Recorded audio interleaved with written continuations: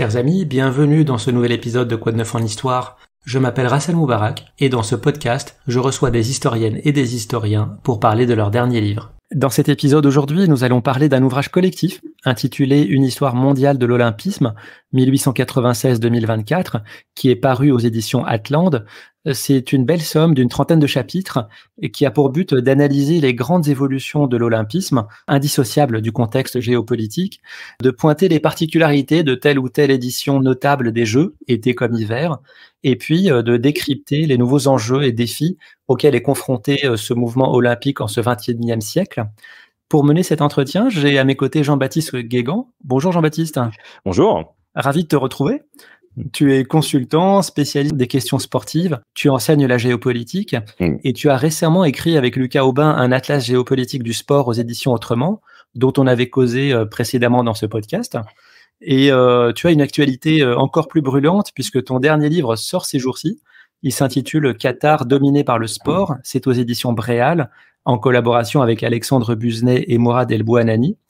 Et donc forcément, tu étais la personne idoine pour m'accompagner aujourd'hui. Je te remercie beaucoup d'avoir accepté l'invitation d'une part, et puis je te laisse peut-être présenter nos invités. Alors bonsoir à tous, et je vais justement présenter nos deux invités du soir. Le premier, c'est Nicolas Bancel. Donc Nicolas, vous êtes un des co-directeurs de l'ouvrage. Vous êtes professeur à l'Université de Lausanne, chercheur au Centre d'histoire internationale et d'études politiques de la mondialisation, et vous êtes co-directeur du groupe de recherche Achac, spécialisé dans l'histoire coloniale et postcoloniale. Est-ce que je me suis trompé, Nicolas? C'est bon? Ça me semble parfait. Parfait. On va passer à Martin maintenant. Martin Müller, vous êtes donc un collègue, professeur de géographie à l'Institut de géographie et durabilité de l'Université de Lausanne, et vous y dirigez l'équipe de recherche M3, spécialisée dans la matérialité, la multiplicité et les métropoles. Et parmi vos principales thématiques de recherche, il y a une question qui m'intéresse, c'est celle du développement durable et de l'impact des activités urbaines sur l'environnement, notamment au travers des méga événements sportifs. Ma première question, c'est pour vous, Nicolas. Ce livre fait partie intégrante de plusieurs projets scientifiques et grand public, évidemment en amont des prochains Jeux olympiques et paralympiques qui vont se dérouler à Paris à l'été 2024. Quel a été le cadre global de ce livre? Quels sont les différents acteurs impliqués? Alors, les différents acteurs impliqués sont d'abord des partenaires universitaires. Le financement est assuré par la CASDEN, enfin, une partie du financement est assurée par la CASDEN. Donc, la CASDEN, c'est une banque qui fait partie du groupe BPCE, c'est une banque mutualiste. Et la BPCE est un partenaire premium des JO de Paris 2024. Donc, on a d'autres partenaires. On a plusieurs ministères français. On a été labellisé aussi seulement pour certaines actions par Paris 2024 Olympiade culturelle. Et en fait, ce programme se décline à la fois avec un pan scientifique et un pan, on va dire, de vulgarisation scientifique. Ce pan scientifique, il est marqué notamment par l'organisation de plusieurs colloques internationaux qui ont rassemblé près d'une centaine de chercheurs et d'universitaires. Le premier, si je me souviens bien, a lieu à Nice, à l'université de Côte d'Azur, en lien avec le Musée national du sport en 2019. Le second à Paris, au siège du CNRS, donc en partenariat avec le CNRS en 2020, à l'UNIL, donc à l'Université de Lausanne en 2021, à Marseille, en lien avec l'Université de Marseille 1, à la bibliothèque de l'Alcazar. En 2023, à Rennes aura lieu donc le dernier de ces colloques. Alors tous ces colloques nous ont permis en fait de rassembler un grand nombre de connaissances, de textes qui ont, je dirais, donné la trame de l'ouvrage qui a été publié. Et ça fait partie bien sûr donc de ce versant scientifique. On a un conseil scientifique également qui est composé d'une cinquantaine d'universitaires et de chercheurs à qui on propose des rapports réguliers à peu près tous les 4 mois et ils nous font un retour évidemment sur les propositions que l'on formule. Voilà le cadre scientifique dans lequel a été produit cet ouvrage. Sur on va dire l'aspect vulgarisation, on a aussi une exposition qui est prévue au Musée national de l'histoire de l'immigration à Paris, donc c'est un musée national en 2024 au moment des Jeux olympiques. Et pour cela, on a entamé une intense politique de recherche iconographique. Et on a vu, je crois, plus de 250 000 images, donc ça commence à faire beaucoup. Et on en a sélectionné à peu près un peu plus de 1000 pour le catalogue sur lequel on est en train de travailler, qui va rassembler une soixantaine d'auteurs. Et puis, d'autre part, on aura dans l'exposition environ 600 de ces images, objets, artefacts, etc. Donc ça, c'est pour le côté diffusion. Et en parallèle de l'exposition au MNHI, donc ce musée, nous avons réalisé une exposition pédagogique qui se présente en 20 panneaux, avec un dossier pédagogique qui est destiné à chaque niveau de classe, donc des dossiers différenciés. Et cette exposition pédagogique a été dupliquée à 700 exemplaires. Elle a donné lieu à peu près 5000 événements. Donc, on peut estimer qu'on a touché essentiellement des jeunes, scolaires, du secondaire essentiellement, mais aussi on l'a fait tourner aussi dans un certain nombre de manifestations scientifiques dans les universités, puis dans des lieux institutionnels, des mairies, etc. Et on a dû toucher, je crois, d'après les derniers calculs, à peu près 3,5 millions de personnes avec cette exposition pédagogique. Donc, il y a une grosse logistique aussi derrière, bien sûr, pour assurer le suivi de l'ensemble de ces manifestations. Donc voilà. On a ce versant, je dirais, scientifique, et d'autre part, donc, ce versant de diffusion de la connaissance. Vous avez parlé du Musée national d'histoire de l'immigration, dont l'exposition permanente vient de rouvrir au Palais de la Porte Dorée à Paris, et qui montre une histoire française de l'immigration. Et là, il s'agissait dans le livre de résumer 130 ans d'olympisme à son échelle mondiale. Donc, Ça n'est pas chose aisée. Quelle ligne directrice vous avez adoptée, notamment pour le choix des contributions? Quel a été votre message? Alors, le choix des contributions, il s'est fait d'abord parce qu'on commence à avoir une bonne visibilité, on va dire, sur les contributeurs scientifiques à l'histoire des Jeux Olympiques. C'est pas seulement des historiens, il peut s'agir aussi de politologues, par exemple, de spécialistes de la communication, d'économistes aussi. Ce qu'on a choisi, c'est une ligne qui est un petit peu différente entre le livre sur lequel nous débattons ce soir et le catalogue. Pour l'ouvrage, en fait, on a décidé de laisser le libre choix de l'axe problématique aux auteurs, en sachant que l'idée était quand même de réaliser une histoire qui soit une histoire transnationale, donc qui montre à travers les Jeux Olympiques, parler en quelque sorte de l'histoire des grandes séquences historiques mondiales depuis les Jeux Olympiques, en insistant donc sur ce caractère transnational, à la fois les circulations migratoires, sportives, mais pas seulement sportives, mais aussi donc les grands soubresauts, je dirais, qui résonnent évidemment dans de nombreuses Olympiades. Je donnerai 2 exemples peut-être pour donner du grain à moudre à nos auditeurs. Les Jeux bien connus de Berlin en 1936 sont une formidable opération de propagande réalisée par le régime nazi, et ils vont avoir pendant quelques mois un impact important sur les relations internationales de l'Allemagne avec les autres pays. Vous savez qu'on rentre évidemment à partir de 36 dans une zone de tension en Europe extrêmement inquiétante, déstabilisante. Et ces jeux ont permis non seulement de mettre en valeur le régime, mais en quelque sorte de le normaliser d'une certaine manière dans les relations internationales pendant quelques mois, avant évidemment les grandes opérations de conquête du Reich, que ce soit le l'Anschluss, puis ensuite la conquête des Sudètes, évidemment jusqu'à la conquête de la Pologne qui signe le début de la Seconde Guerre mondiale. Donc l'idée, c'était quand même d'avoir à chaque fois un axe problématique.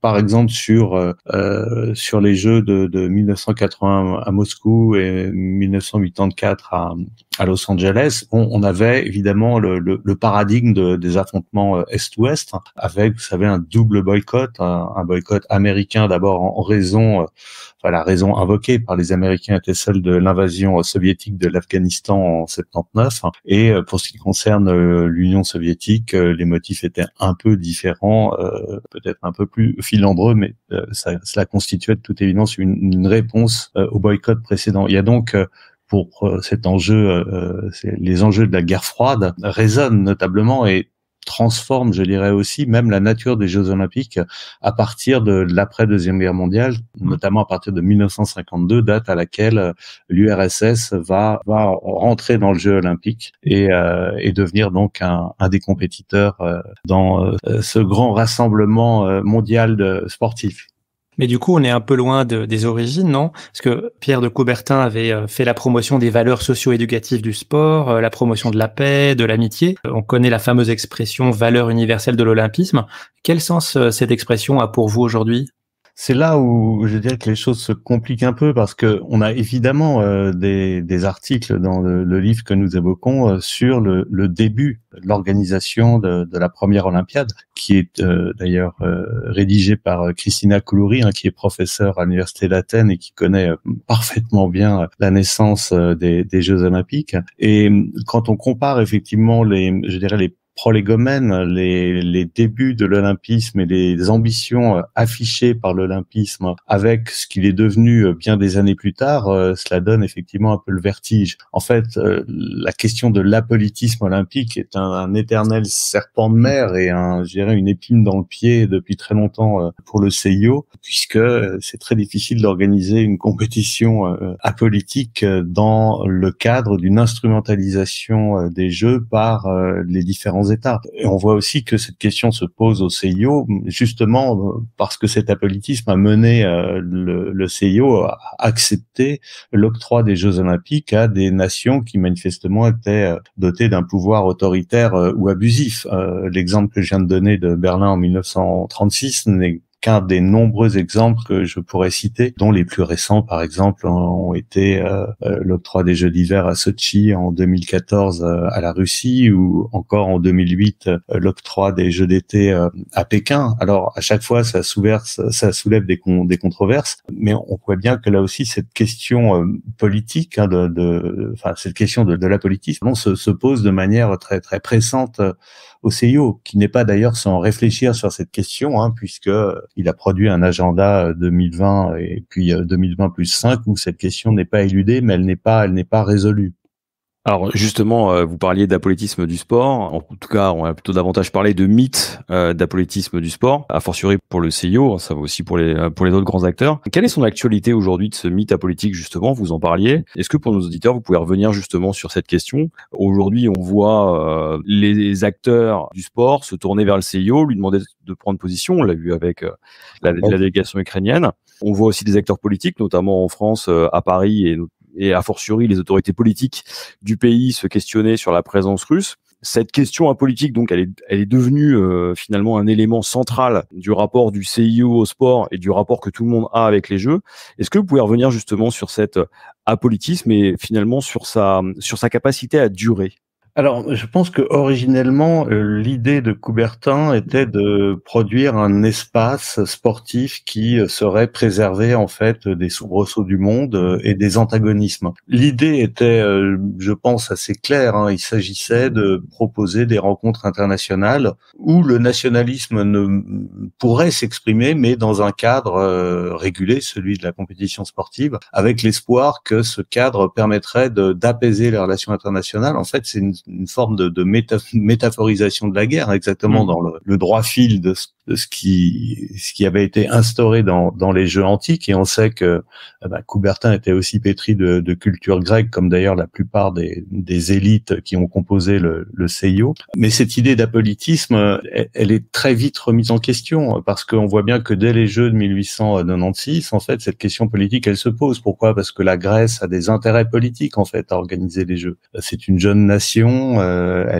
sa place est encore très marginale, voire évanescente dans le concert européen, et le fait d'organiser les Jeux est pour elle une forme d'affirmation, en fait, de la nation dans le concert européen.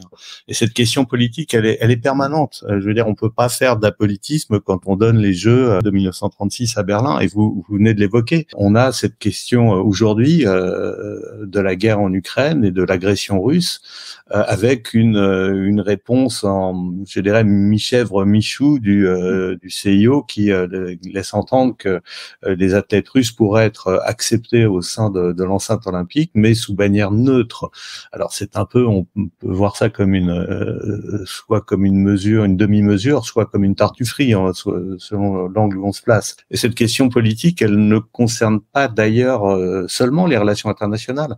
Je donnerais pour nos auditeurs l'exemple peut-être qui va leur parler le plus 1968, les Jeux de Mexico, d'ailleurs donnés à un gouvernement largement abusif, puisqu'on a quelques jours avant l'ouverture des Jeux un massacre d'étudiants et de manifestants pour la démocratie qui donne lieu quand même à 300 morts au Mexique juste avant l'ouverture des Jeux. Et le geste dont tout le monde se souvient, c'est le point levé de Tommie Smith et John Carlos pour revendiquer je dirais, soutenir plus exactement le mouvement des Black Panthers et revendiquer l'égalité réelle pour les Africains américains. Donc un geste politique qui d'ailleurs sera sanctionné de manière extrêmement brutale, puisque Tommie Smith et John Carlos seront exclus de toutes les compétitions sportives internationales. Ça signe quand même la fin de leur carrière. Mais on voit aujourd'hui que cette question politique, elle taraude le CIO. C'est une question extrêmement difficile à résoudre pour le CIO parce que le CIO est un acteur des relations internationales et il a en plus des difficultés aujourd'hui à assurer la pérennité des Jeux. Il est potentiellement concurrencé par de grandes fédérations internationales, voire par des organisateurs privés. C'est une de ces grandes angoisses. Et d'autre part, on a du mal aujourd'hui à trouver des villes. Souvenons-nous que on a eu la dévolution de 2024 à Paris et dans la foulée de 2028 à Los Angeles qui était arrivé second derrière Paris pour sécuriser en quelque sorte les Jeux pendant une décennie. Mais ces Jeux posent beaucoup de questions, non seulement parce qu'ils coûtent cher, ils coûtent toujours beaucoup plus cher que ce qui est annoncé, que les effets économiques à long terme sont, disons, différents en fonction des éditions, mais peuvent poser des problèmes importants, comme on l'a vu en 76 par exemple pour la ville de Montréal, qui a fini de payer, je crois, ses emprunts pour les Jeux il y a seulement quelques années. On l'a vu pour la Grèce, bien sûr, en 2004, dont certains économistes affirment que les Jeux ont plombé la dette de la dette grecque de plus de 3%, ce qui est quand même pas rien. Et puis il y a aussi, je dirais, une réticence parfois des populations locales à accueillir les Jeux. On l'a vu en 2016 avec Rio, où les sondages indiquaient jusqu'à quelques semaines des Jeux une réticence d'abord majoritaire puis légèrement minoritaire des Brésiliens à accueillir les Jeux. On l'a vu également, bien sûr, pour les Jeux de Tokyo dans la situation particulière de la pandémie de Covid, mais là aussi il y avait une réticence des populations locales. Donc est-ce qu'on peut aussi aller, je dirais, contre l'opinion des populations locales? C'est aussi une autre question politique, une autre question démocratique. Donc le CIO doit faire face à tout ça et je reconnais que c'est pas simple. Ce n'est pas simple pour une institution comme la sienne, qui est quand même une très grosse machine, au sein de toutes ces contraintes. Peut-être que pour choisir, en tout cas, de choisir et accepter la candidature de ville hôte, une des conditions pourrait peut-être être simplement que le pays respecte les droits humains. Ce serait peut-être le minimum à demander. C'est une première avancée, effectivement. Ouais. Justement, par rapport à ça, j'avais une question qui touche à un des principes fondateurs des Jeux, c'est-à-dire que on repose sur l'universalité des Jeux Olympiques, sur la neutralité du sport, et en même temps, on s'appuie sur le principe d'État-nation. Donc, on politise d'emblée. Est-ce que l'une des contradictions, justement, fondatrices des Jeux se trouve pas là ? C'est-à-dire que on va demander finalement à une manifestation universelle de s'appuyer sur quelque chose qui est forcément clivant. Est-ce que l'un des enjeux justement pour regarder autrement les Jeux, c'est pas de sortir de ce principe d'État-nation ? Alors, c'est peut-être une solution, mais je dirais que dans la génétique des Jeux coubertiniens, la question du nationalisme n'était pas un problème en soi. Bon, d'abord parce que les premiers Jeux, je dirais, la représentation nationale n'était pas du tout assurée comme elle va l'être, notamment à partir de 1912 par des délégations. C'est bien souvent des athlètes qui concourent à titre individuel ou pour des clubs ou pour des villes, mais pas forcément pour des nations. Il y aura un reclassement national effectué par le CIO, mais beaucoup plus tard. Mais ceci dit, de ce que je connais de Coubertin, qui était un patriote, il faut pas l'oublier, il était un patriote, il n'était pas contre le nationalisme agressif. Voilà, c'est aussi un homme de la bataille de Sedan, c'est-à-dire c'est Exactement. un Français, voilà. Il s'est engagé pendant la guerre de 14-18. Donc c'était vraiment un patriote qui croyait en l'idée de nation. Mais pour lui, ce n'était pas contradictoire. Je dirais même que le nationalisme, le patriotisme n'était pas contradictoire avec les Jeux, dans la mesure où, comme je l'ai dit tout à l'heure, pour lui, il s'agissait justement de faire s'affronter les nations dans un cadre qui soit un cadre neutralisé, où les conflits soient neutralisés et où il y ait une sorte de transposition ludique de ces conflits à l'intérieur de l'espace des Jeux Olympiques. Ce qui est une idée qu'ils n'inventent pas, puisque c'est celle des Grecs. Je rappelle que pendant la période des Jeux Olympiques grecs, la trêve olympique n'a été transgressée qu'une fois, peut-être deux, en tout cas une fois certainement. Donc c'était une trêve qui fonctionnait. C'était un peu la même idée en fait pour Coubertin. Et d'ailleurs le CIO a demandé à l'ONU que les Jeux Olympiques soient l'occasion de la déclaration d'une trêve mondiale dans les conflits. Bon, je ne sais pas si ça donnera quelques résultats que ce soit, mais l'idée de nation n'est pas contradictoire dans l'origine des Jeux avec celle de l'apolitisme. L'apolitisme pour Coubertin et pour ses successeurs, je pense que c'était l'idée que les manifestations à l'intérieur des Jeux d'une appartenance politique ou d'un désir de valoriser une idéologie n'apparaissent pas, en tout cas clairement, au sein des Jeux. On voit bien que là aussi, évidemment, ce vœu est de pure forme, puisque on vient de parler de la guerre froide. Il est parfaitement évident que la lutte entre l'Union soviétique et ses satellites et les États-Unis et l'Occident d'une manière générale sont devenus totalement structurants dans les Jeux Olympiques à partir de 1952, et que cette compétition était une compétition entre les deux grands. On faisait le tableau des médailles. Ouais, c'est la course aux médailles. Voilà, c'était la course aux médailles, et celui qui en sortait vainqueur démontrait la vitalité de son régime versus contre démocratie libérale. Vous avez parlé, Nicolas et Jean-Baptiste, là, donc des rivalités entre les blocs communistes et occidentaux. Donc cette politisation, elle se fait à l'échelle des États et des blocs. Qu'en est-il des acteurs eux-mêmes, c'est-à-dire des athlètes? Vous avez parlé, Nicolas, de l'exemple des Jeux Olympiques de Mexico en 1968, avec cette revendication des athlètes américains pour les droits civiques. Je pense aussi, par exemple, à Cathy Freeman, qui, lors des Jeux Olympiques de Sydney en 2000, avait porté à la lumière la cause aborigène. Est-ce que vous trouvez que les athlètes qui sont aussi concernés ont souvent pris position? Et est-ce que le fait d'avoir eu des précédents comme Tommy Smith et John Carlos, dont la carrière a été brisée par cette prise de position, est-ce que ça a refroidi les athlètes? Est-ce que vous trouvez qu'aujourd'hui, ils sont beaucoup plus neutres? Je ne dirais pas ça, parce que des manifestations d'athlètes, on en a eu après Tommy Smith et John Carlos. On en a même eu en 1968, puisque Bob Beamon a été à lui-même lever le poing après sa performance au saut en longueur, et il n'a pas été sanctionné. C'est très intéressant, ça. Il n'a pas été sanctionné. Et Cathy Freeman non plus n'a pas été sanctionnée contre, je dirais, les règles élémentaires édictées par le CIO. Ça veut dire que le CIO est embêté, en quelque sorte, face à ces revendications qui, dans la très grande majorité de l'opinion publique mondiale, apparaissent comme légitimes. Il est évident quand Cathy Freeman se saisit des deux drapeaux, en plus, je dirais que le geste de Cathy Freeman est sans doute moins polémique que celui de Smith et Carlos, parce qu'elle se saisit des deux drapeaux, le drapeau aborigène et le drapeau australien. Et donc, elle symbolise en quelque sorte la réconciliation nationale entre des aborigènes qui ont été hardiment massacrés, mis dans des réserves et considérés pendant très longtemps comme une race inférieure, voire rapprochée des animaux. Ils connaissent une situation d'ailleurs désastreuse toujours aujourd'hui, malgré cette prise de position en Australie. Et puis donc, les colons blancs, c'était aussi un geste de réconciliation. Donc, il y avait moins matière en plus à polémique dans le geste de Cathy Freeman. Mais moi, j'ai pas l'impression que les athlètes se désintéressent de ces questions.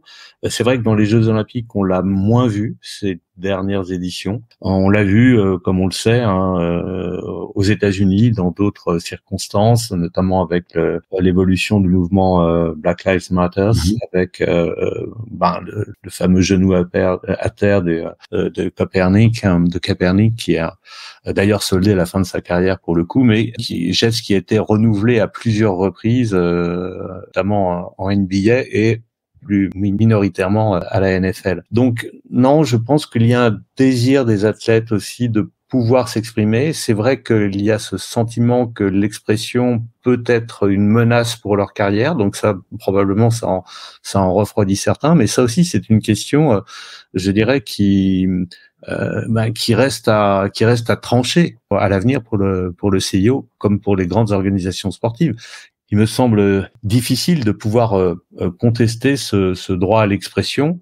C'est vrai que ce n'est pas évident parce que si on autorise toutes les expressions politiques au sein de l'enceinte olympique, forcément il y a des choses aussi qui vont nous déplaire.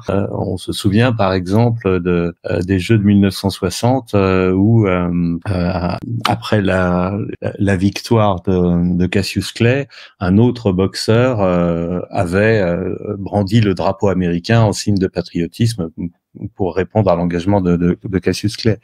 Donc voilà, c'est une question difficile. Je ne dis pas que j'ai la réponse, pour être très honnête, mais c'est une question qui se pose aujourd'hui. Que les sportifs puissent s'exprimer en dehors des enceintes, ça, je pense que maintenant la chose est admise.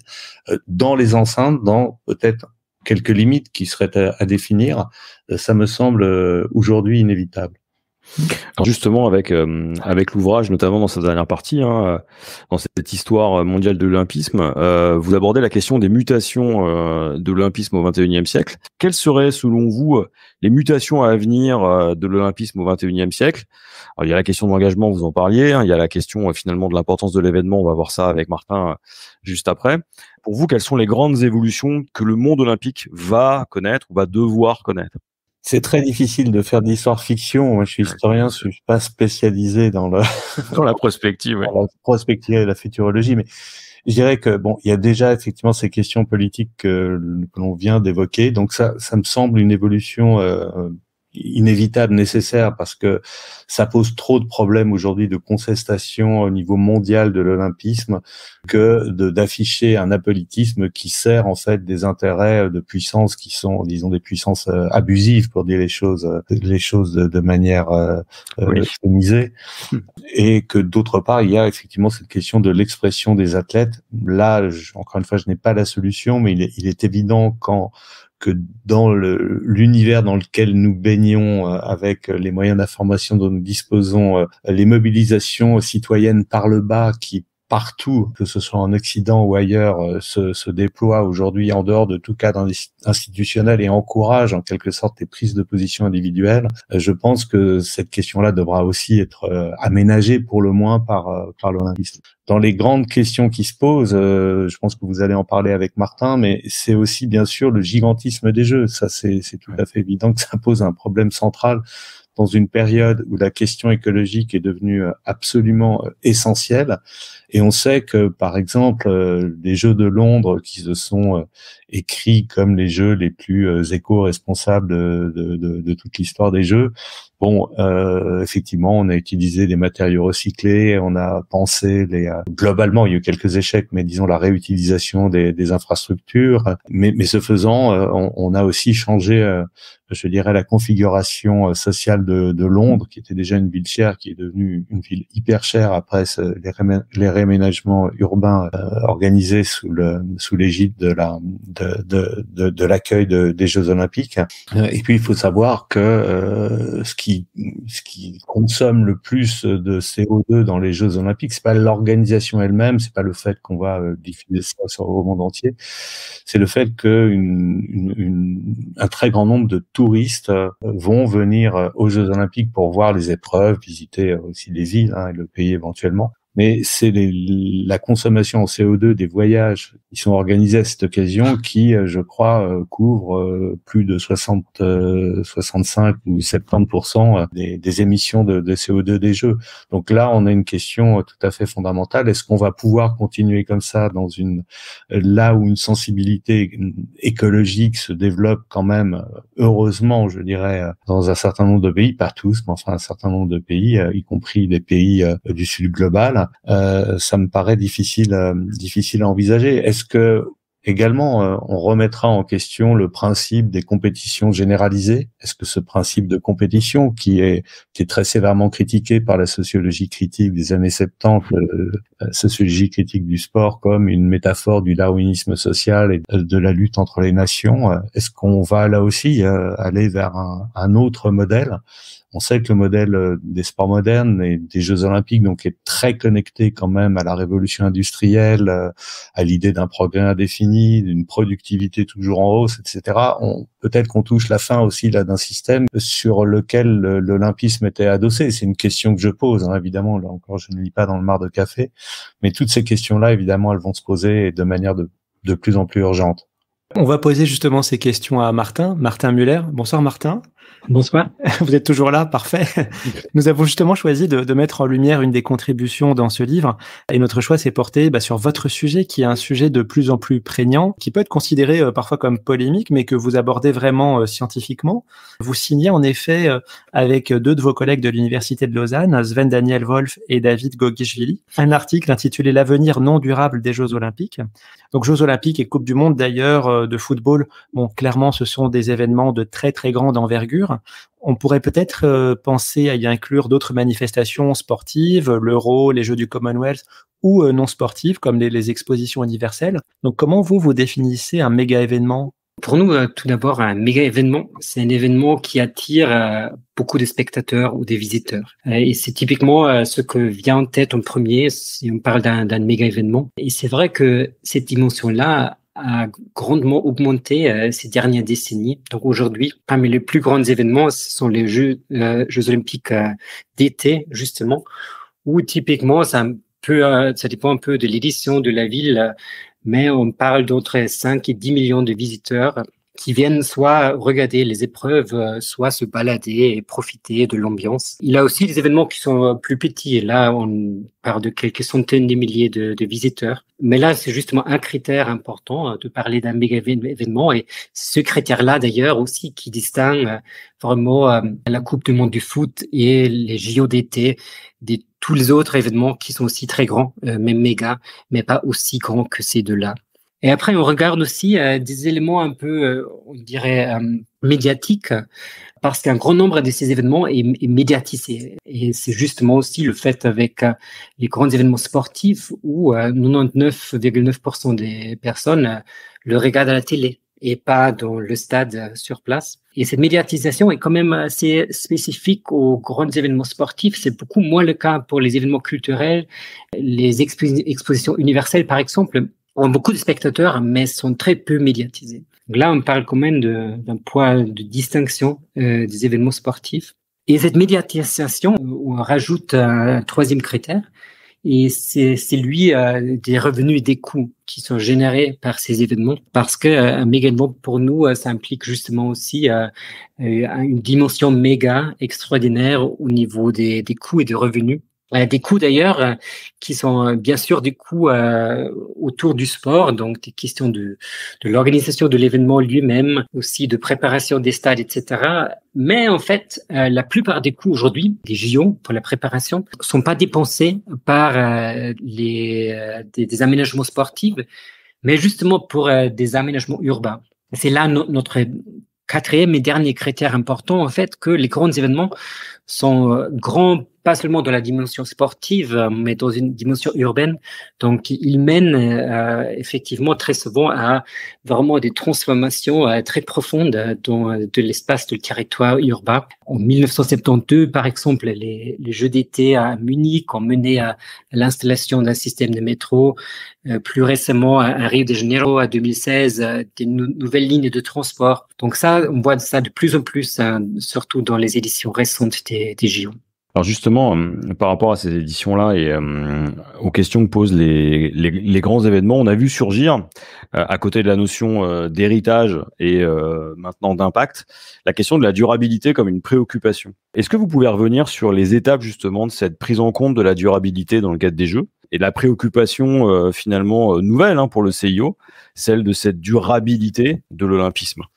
En fait, il faut dire que la durabilité, à la base, en fait, ce qu'on comprend aujourd'hui par la durabilité, c'est un concept qui est composé de 3 dimensions. On parle de la dimension écologique, la dimension sociale et la dimension économique. En fait, il faut avoir ces 3 dimensions dans une relation qui fonctionne au long terme. Mais en fait, le point d'entrée dans tout ça, c'est un peu la dimension écologique.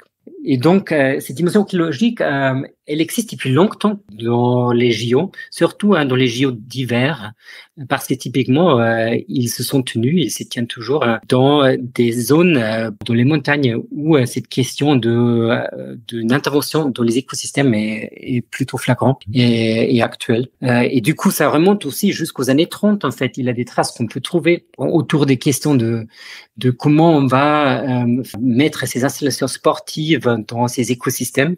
Et on peut aussi, dans les années 70, en fait, au Colorado, à Denver, qui à l'époque voulait être ville hôte des Jeux olympiques d'hiver, qui avait retiré en fait sa candidature suite à une opposition citoyenne en fait à l'époque, et ensuite le CIO s'est vu coincé en fait et a dû attribuer peu d'urgence en fait ces JO de 1976 à Innsbruck, qui avait déjà ces mêmes jeux 8 ans avant. Donc c'est un peu une particularité en fait dans les cycles des JO, qui se voit que en 8 ans il a 2 fois la même ville en fait qui les a accueillis. Vraiment juste pendant les années 90 en fait, qu'il a vraiment une prise de conscience, je dirais systématique au sein du CIO.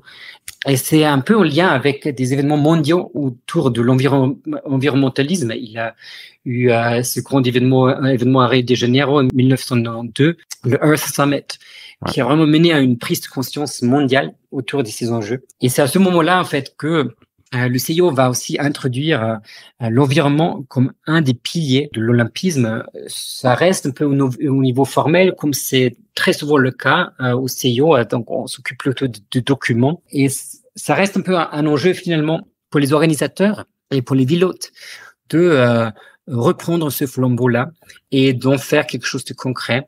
Et on voit que ça va dépendre beaucoup des contextes, en fait, et des préoccupations spécifiques des organisateurs.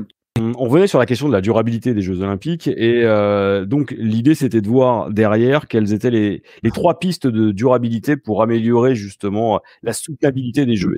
Il y a la taille de l'événement, il y a la réduction du nombre de villes hôtes, et il y a la création d'une organisation indépendante pour développer, surveiller ces standards-là. Est-ce que vous pouvez revenir dessus et sur la dimension réaliste de ces pistes? On a proposé 3 pistes parce que la situation actuelle est pas soutenable et pas durable. Et le bilan de non-durabilité est effectivement surtout lié à la taille des Jeux, qui pendant des décennies n'a pas cessé à augmenter. Cette réduction de la taille, c'est surtout lié au nombre des visiteurs, parce que c'est le nombre des visiteurs en fait qui est un peu le moteur derrière beaucoup des coûts en fait qui sont causés par les Jeux. D'abord les stades, les infrastructures qu'on crée en matière de transport, mais aussi le déplacement, comme on a entendu avant avec Nicolas, qui est en fait à la base de une grande partie des émissions CO2. Et en fait, ça c'est une piste complètement réaliste, parce que aujourd'hui, une grande partie des spectateurs regardent les JO à la télé et pas dans le stade. Donc de toute façon, on est dans un mode de fonctionnement où la télé, la médiatisation est un peu le levier premier aussi pour la génération des revenus. Donc on n'aurait pas non plus une grande perte de revenus si on réduisait le nombre de visiteurs. Et ça voudrait aussi dire en fait qu'on peut effectivement prévoir des stades qui sont beaucoup plus petits que les grands investissements qu'on nécessite aujourd'hui pour avoir des stades de grande taille, justement pour accueillir la plupart des épreuves. Donc là, on a justement une piste qui est absolument réaliste. On a vu aussi avec les 2 éditions Corona, celle de Tokyo et celle de Pékin 2022 pour les Jeux d'hiver, que c'était effectivement possible de mener un événement même sans visiteurs du tout. Après, la deuxième piste, c'était la réduction du nombre de villes hôtes pour justement éviter que ce sont toujours des nouvelles villes en fait qui se lancent dans cette aventure, qui doivent aussi endosser les coûts finalement de la préparation à ces événements.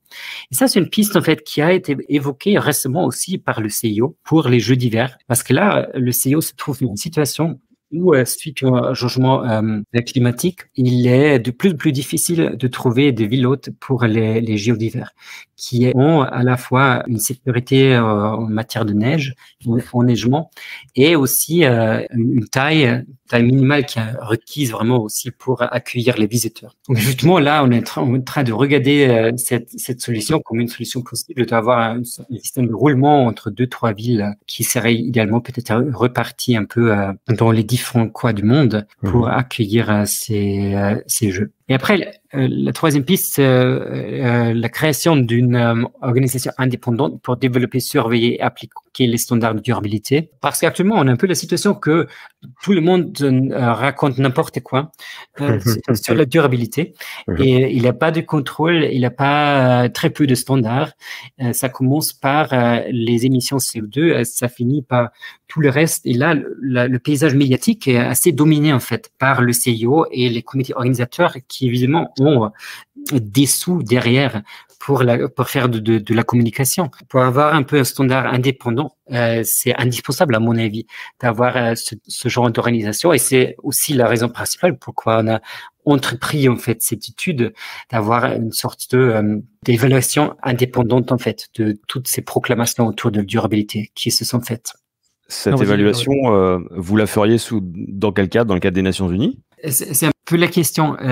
Les Nations Unies étaient déjà impliquées à un moment donné dans les JO, notamment ceux de Sochi, mais ils n'étaient pas très efficaces en fait à soulever et à tirer la sonnette d'alarme. C'était des jeux absolument catastrophiques au niveau environnemental. Donc là, il faudrait une organisation qui ait un peu plus d'indépendance, parce que malheureusement, là, les Nations Unies n'étaient pas très capables à bien fonctionner dans ce contexte. Ces propositions, Martin, elles sont aussi la suite logique de votre étude que vous avez menée et publiée il y a 2 ans, où vous avez évalué rigoureusement la durabilité des Jeux Olympiques d'été comme d'hiver depuis 1992, donc jusqu'à Tokyo 2021. Alors, les résultats étaient parfois surprenants, c'est-à-dire que si les Jeux les moins durables sont, sans grande surprise, Rio 2016 et Sochi 2014, les Jeux les plus durables étaient étonnamment Salt Lake City en 2002 et Albertville en 1992. Et or, en France, on se souvient très bien que, à l'époque, en 92, les Jeux Olympiques avaient été très critiqués pour leur impact environnemental. Mais vous montrez aussi que les performances de durabilité sont décevantes, même pour les meilleures éditions. Vous avez aussi analysé l'évolution avant 2010 et après 2010. 2010, c'était les Jeux d'hiver de Vancouver qui ont été les premiers à officiellement se proclamer comme Jeux durables. Et vous montrez que c'était moins bien après Vancouver qu'avant.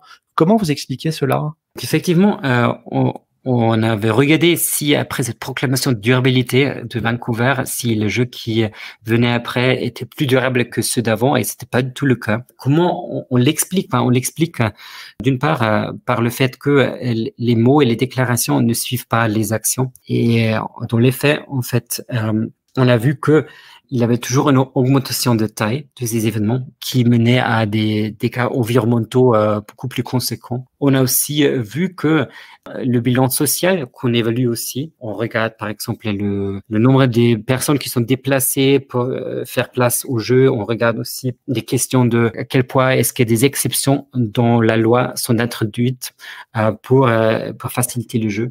Que ça n'a pas cessé à augmenter en fait. Du coup, on voit que des jeux qui ont jamais communiqué beaucoup autour de leur durabilité se trouvent un peu en tête de ce classement. Et en tête, ça va aussi dire, ce sont pas des jeux top, mais ce sont juste les meilleurs parmi une moyenne qui est assez décevante finalement, et qui montre qu'il reste beaucoup à faire et beaucoup à gagner en fait sur cette question de durabilité.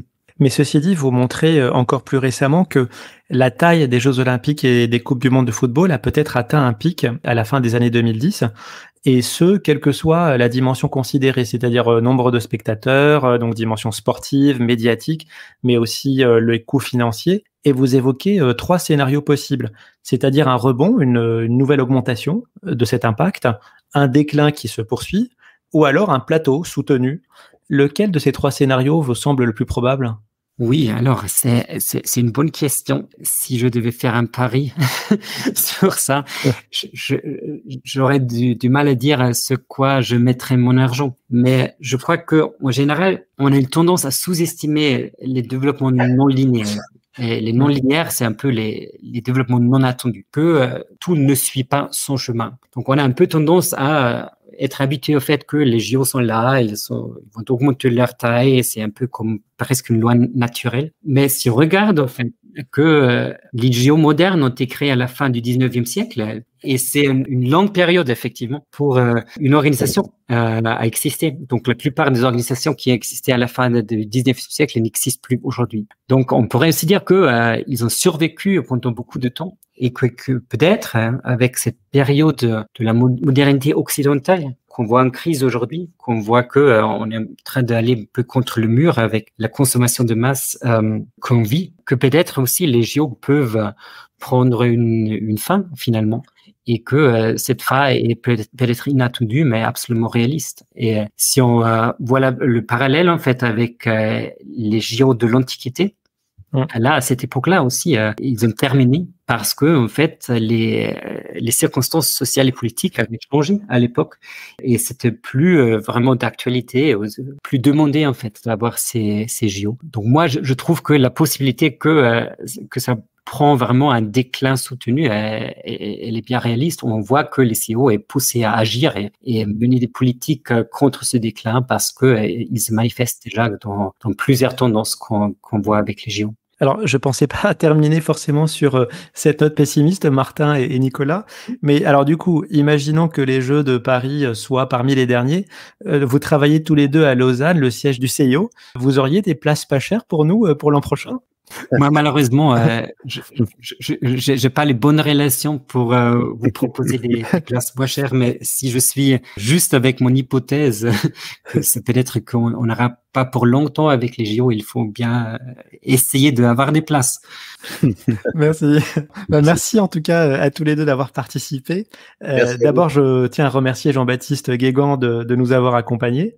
Jean-Baptiste, je rappelle le titre de ton livre donc qui sort prochainement, c'est Qatar dominé par le sport aux éditions Bréal.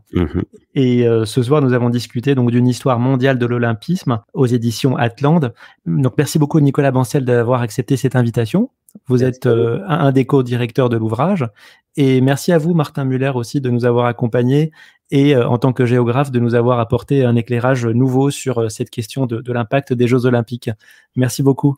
Avec plaisir. Merci. Au revoir.